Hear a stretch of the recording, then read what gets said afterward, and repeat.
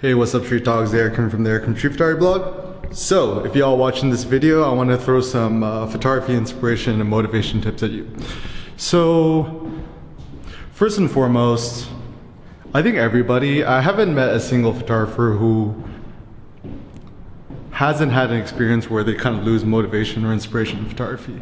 And I think it's a common thing, and it afflicts all of us. It's afflicted myself a lot in the past, but I think I've kind of overcome it. So let me just share it with you, my practical ideas and examples.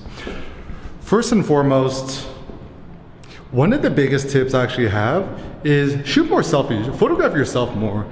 And obviously you could do it on a smartphone, which is kind of the obvious thing.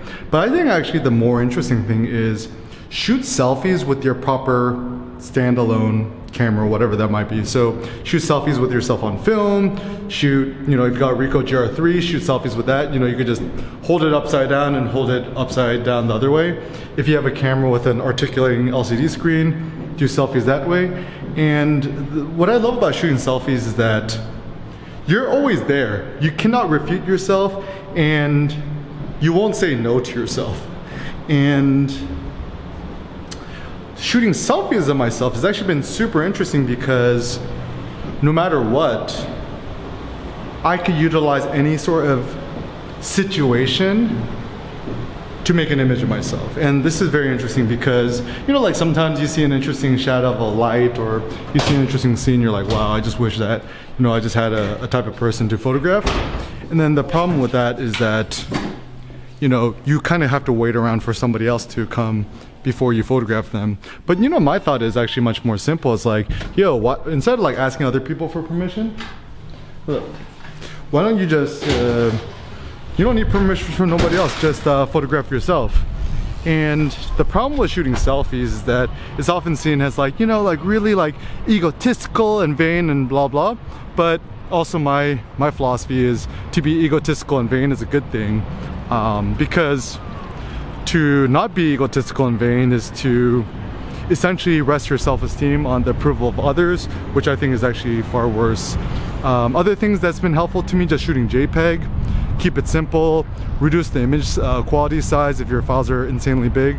Shooting black and white is actually very interesting to me because honestly, the world generally looks better, and not better, but looks more interesting in black and white, because you shoot anything in black and white, it transforms it into something else.